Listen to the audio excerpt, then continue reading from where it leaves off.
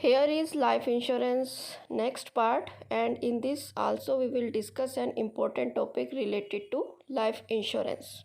Hello everyone, this is life insurance part 7, and in this I am telling you about claim and claim settlement procedure. So here is about the claim.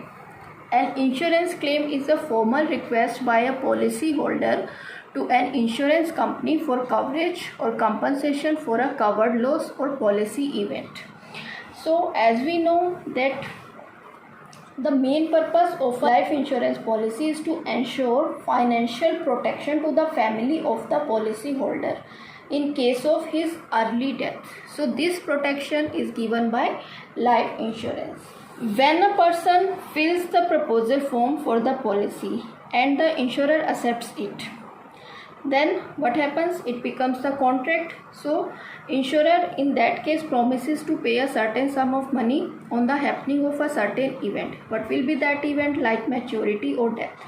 तो insurance contract के terms and conditions के हिसाब से जो nominee है insured का, वो एक फॉर्मल रिटर्न रिक्वेस्ट इंश्योरर को भेजता है. ये जो डिमांड है ये पर्टिकुलर जो डॉक्यूमेंट्स हैं वो सब प्रूफ लगा के पर्सन के थ्रू की जाती है. तो इस तरीके से क्लेम क्या हुआ? Something of value. ठीक है, कि कोई चीज़ आपको जो लगती है कि आपका राइट है और आपको ये मिलना चाहिए, तो वो क्लेम हुआ. Insurance company validate the claim and once approved issues payment to the insured or an approved interested party on behalf of the insured. ठीक है, जब भी इंश्योरेंस कंपनी को लगता है कि क्लेम ठीक है, वो उसको चेक करते हैं, प्रॉपर देखते हैं और उनको लगता है कि ये क्लेम मिलना चाहिए, तो वो इंश्योर को या जो भी पार्टी नॉमिनी उसके बिहाफ पे डिमांड कर रहा है क्लेम की, उसको वो पेमेंट कर देते हैं. ठीक है, सो इस तरीके से हम ये कह सकते हैं कि अगर पर्टिकुलर पर्सन की जो है डेथ हो जाती है या एक पर्टिकुलर टाइम पीरियड पूरा हो जाता है, जो मैच्योरिटी टाइम जो माना जाता है, अगर वो आ जाता है तो उसके बाद जो है वो पर्सन खुद या उसका नॉमिनी उसके बिहाफ पे इंश्योरेंस का जो भी उनका अमाउंट बनता है क्लेम का, वो डिमांड करते हैं. तो इसी को पॉलिसी क्लेम कंसीडर किया जाता है. The next is types of life insurance claims. There are 3 types of claims: maturity claim, periodic claim and death claim. Maturity claims are payable when policy holder is alive at the end of the policy terms. That means कि अगर insured survive रहता है, ज़िंदा रहता है policy term पूरे होने के बाद भी, तो मैच्योरिटी क्लेम यहाँ पे बन जाता है. मैच्योरिटी क्लेम जो है नॉर्मली पे किया जाता है एंडोमेंट एश्योरेंस पॉलिसीज़ में, और टर्म प्लान में है और may not have any maturity amount. In maturity claim insurance company inform करती है पॉलिसी होल्डर को एडवांस में about the payment, and policy holder has to return the discharge form duly signed along with the original policy bond to get the maturity claim of the policy. Periodic claim are that claims which are paid at the fixed interval between the policy terms. ठीक है, तो ये क्योंकि policy terms के बीच में पे किए जा रहे हैं इसलिए इनको periodic claim कंसीडर किया जाता है.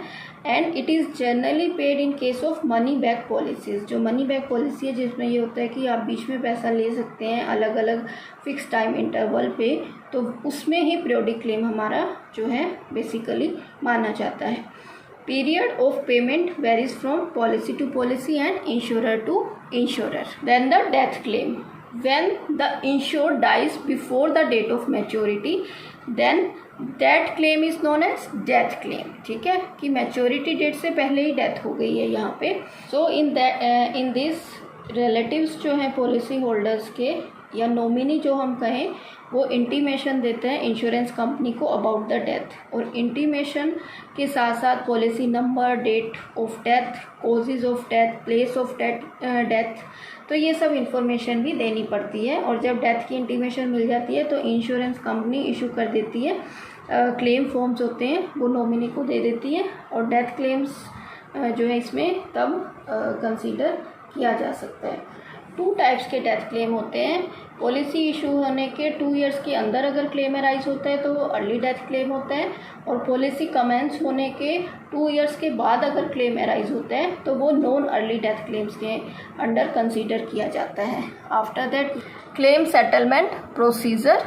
Claim settlement procedure can be divided in three parts as per the types of claim. First is procedure in maturity claims. Claims to be paid at the end of the policy term. The payment by the insurance company to the policy holder on the date of maturity.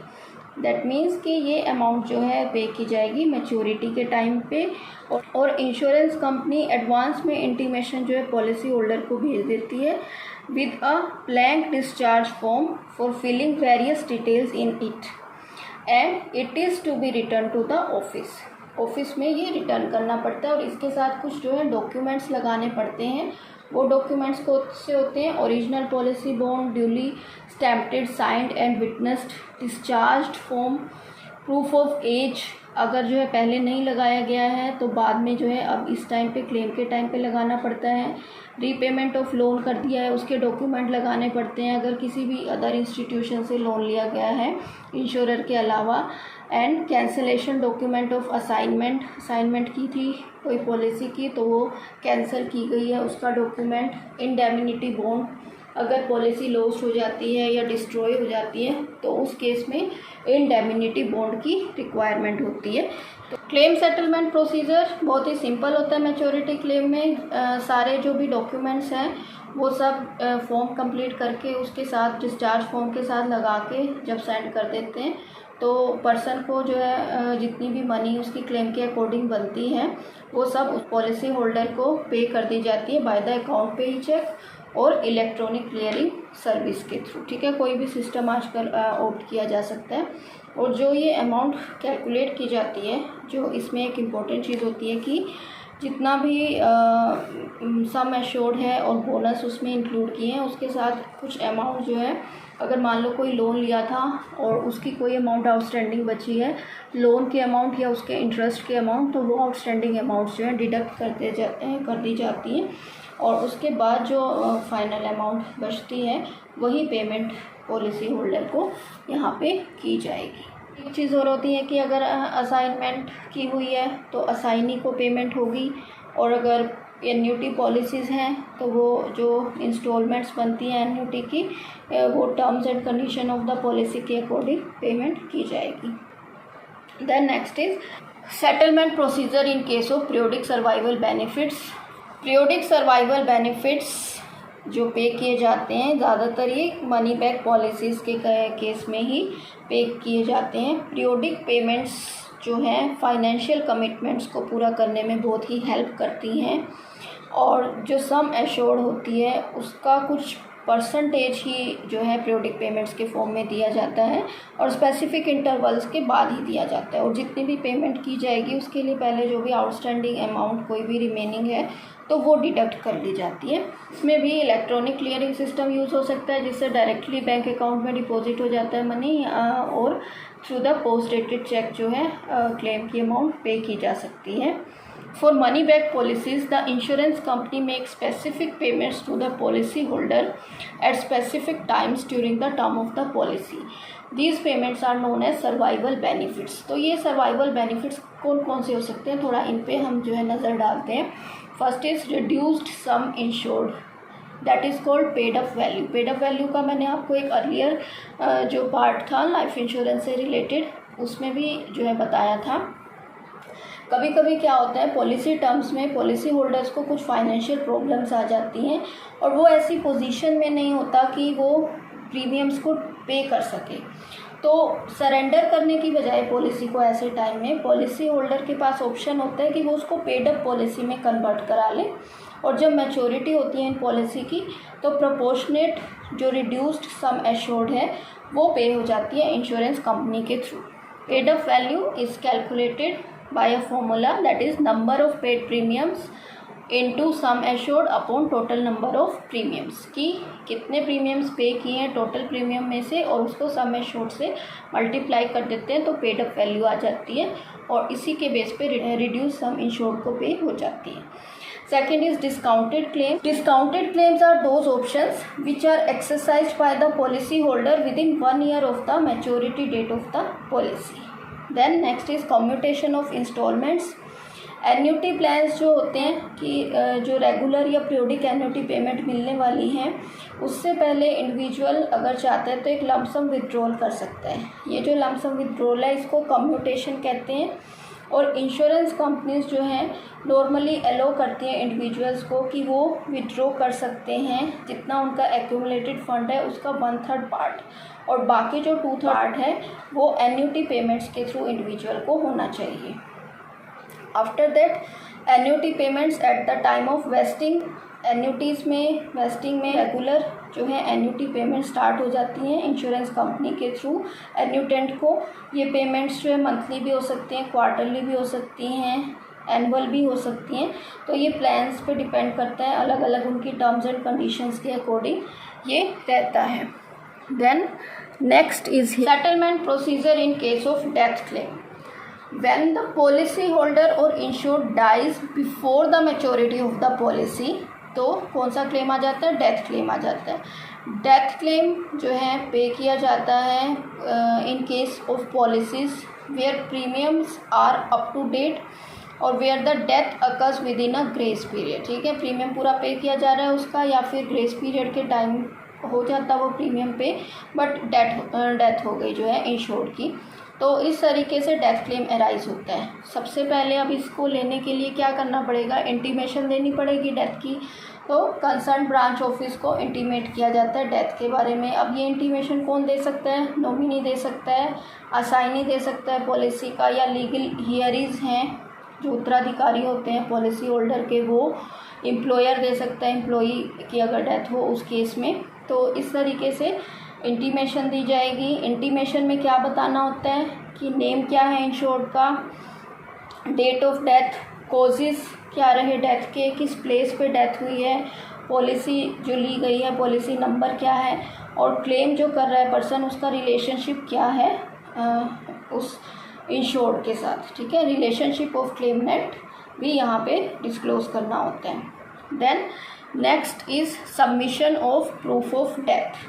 तो जब intimation दे देते हैं branch office को, उसके बाद insurer जो है verify करता है स्टेटस पॉलिसी का क्या चल रहा है, जेन्युइननेस देखता है क्लेम की, और क्लेम फॉर्म जो है भेजता है नॉमिनी को, इंस्ट्रक्शंस भी दे देता है उसको कि कैसे कैसे ये जो है प्रोसीजर इसका फॉलो करना है क्लेम से रिलेटेड।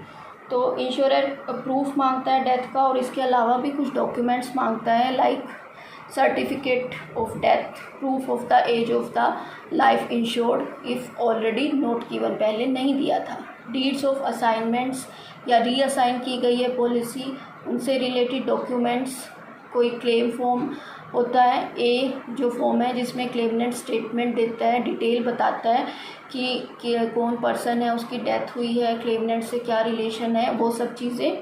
एंड हॉस्पिटल में अगर हॉस्पिटलाइज था जो पर्सन है इंश्योर्ड तो उसका हॉस्पिटल से certificate of cremation or burial, and कोई और डॉक्यूमेंट अगर रिक्वायर्ड होता है इंश्योरर को तो वो भी वो बता सकते हैं। ठीक है, now about the early death claims. Early death claim में जो हमने अबाउट डॉक्यूमेंट्स बताए हैं वो तो रिक्वायर्ड है ही है, उसके अलावा कुछ एडिशनल रिक्वायरमेंट भी हो सकती हैं like certificate of cremation or burial, certificate by employer if the deceased was an employee, certificate of medical attendant of the deceased जिसमें कि डिटेल रहेगी उसकी लास्ट इलनेस की, स्टेटमेंट फ्रॉम द हॉस्पिटल अगर डिकीज जो है हॉस्पिटल में एडमिट था तो कुछ स्पेशल केसेस में जो है प्रूफ ऑफ डेथ भी देना पड़ता है जो डिफरेंट हो सकता है। लाइक एयर क्रैश में अगर डेथ हुई है तो एयरलाइन अथॉरिटीज़ बताएंगी कि वो पैसेंजर लिस्ट में था, वो सर्टिफाई करेंगी उसको, प्लेन में पर्सन था पैसेंजर लिस्ट में।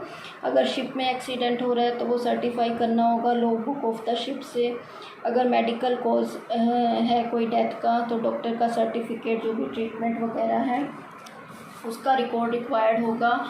और अगर जो लाइफ एश्योर्ड है उसकी डेथ किसी एक्सीडेंट या मर्डर, सुसाइड या किसी और अननोन कॉज की वजह से हो रही है तो जो भी पुलिस ने इंक्वायरी वगैरह की है उसका रिपोर्ट या पंचनामा, पोस्टमार्टम की रिपोर्ट, ये सब भी देने पड़ सकते हैं। तो जो भी रिक्वायर्ड डॉक्यूमेंट है ये सब सबमिट करा दिए जाते हैं इंश्योरेंस कंपनी के पास।